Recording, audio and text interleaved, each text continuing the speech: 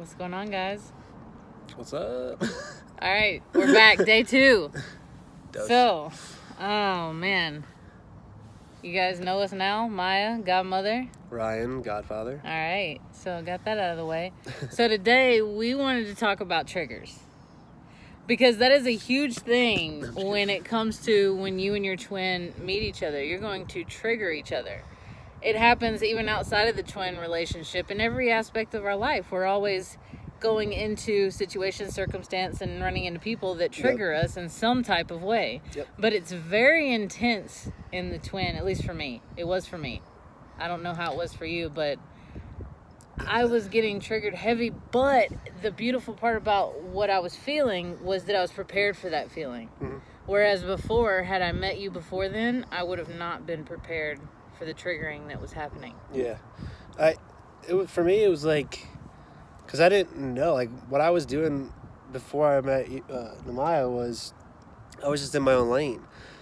Anything that took me off of it was like a sense of, it was a trigger for me. It got me stressed out, uncomfortable, because I've been moving around so long. And then, once you meet somebody that's like this and they start telling you how things are, it gets to a point where certain aspects are not the same, because it's like my belief system in certain things were destroyed, but then they were reconstructed. So it's like they were triggers that were the old me, in a sense. So it's like I had triggers that were 3D stupid shit that just any other normal person in this world that wasn't awake would just be like, oh, and they start complaining, this doesn't work, she doesn't do this, and they look for all the faults in it. Me, I was just like, okay, like, it sucked because it felt weird. It wasn't aligned with me because that's not who I was. But as those beliefs were destroyed, new ones were built up, and I had a stronger foundation. And it was just like, it was a cool experience. And we're still going through everything. Is just it's like built off of that infrastructure now, and it's just building itself up.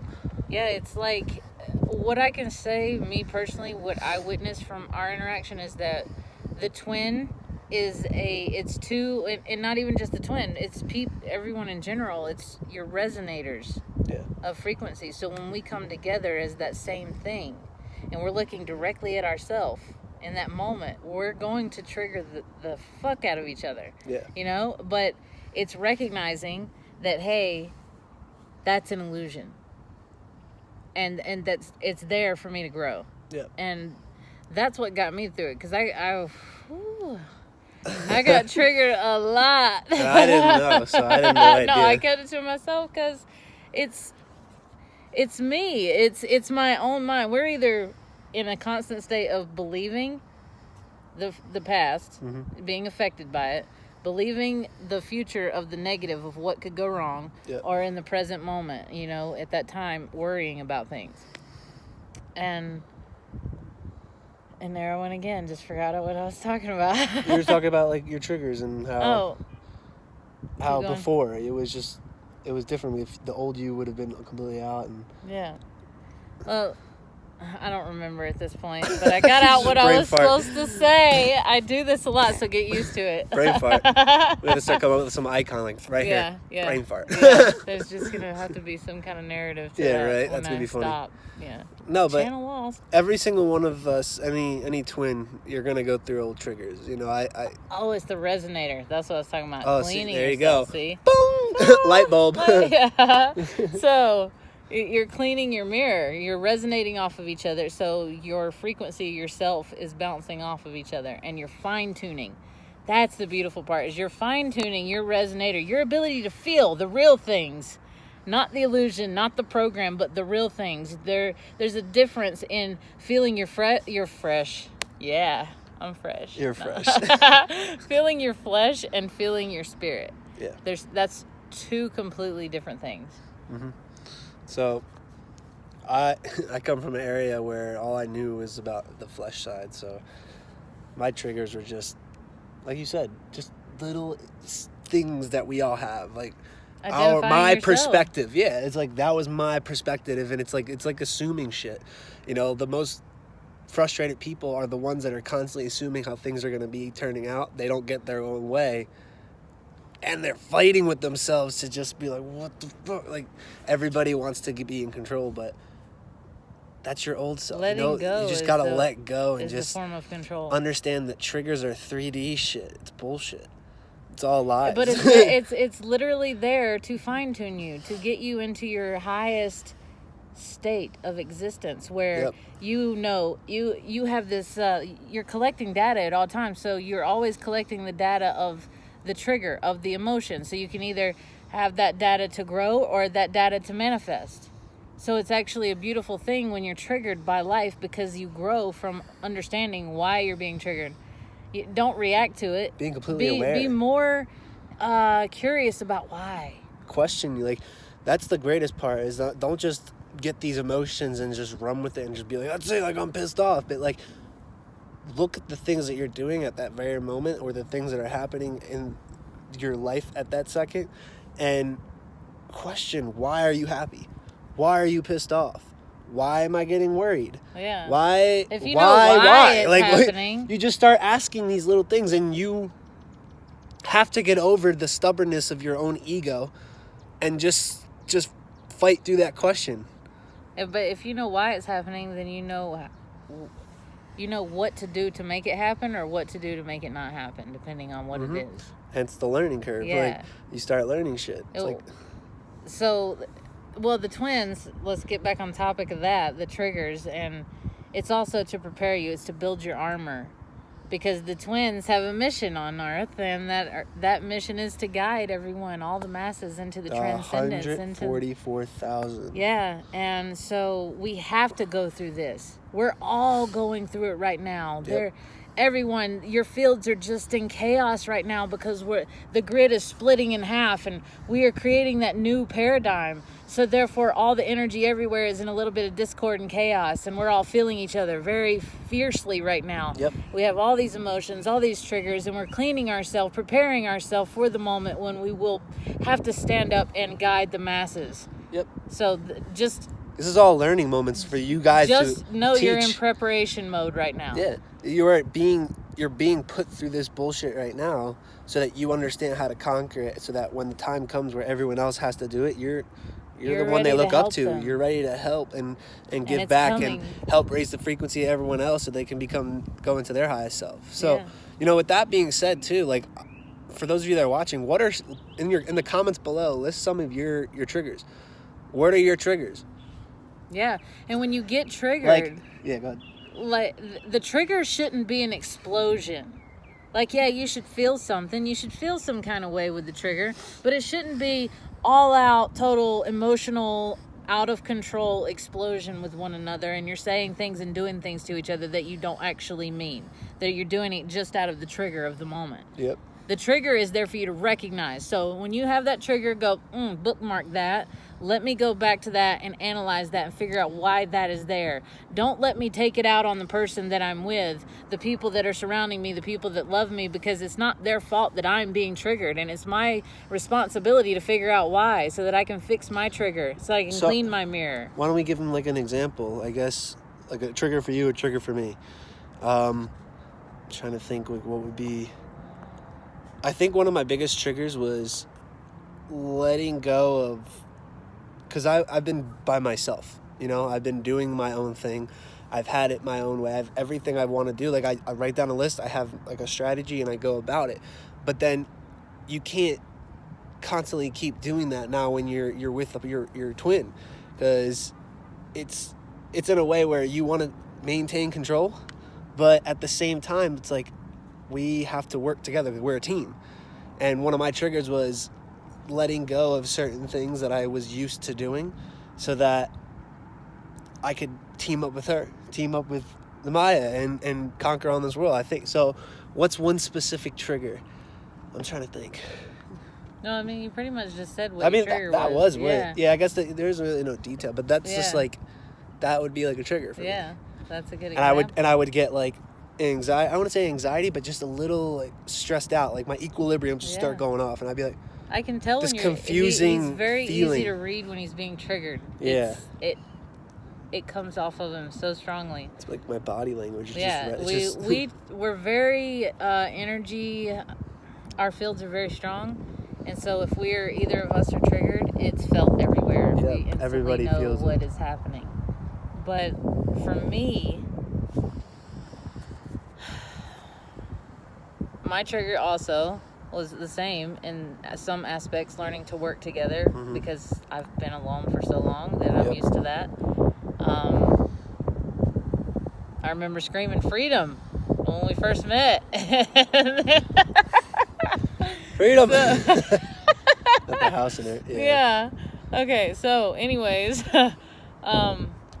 my trigger, I know I could say my trigger was, the biggest part was the age difference and the fact that we weren't each other's type. Those were my triggers. So she's a little older than me. That's it. That's about it. That's it. That's all you need to know. It's not much, but it was enough for me to think about, and I had to get over that because it didn't matter. Yeah. And the other one was, what did I say it was?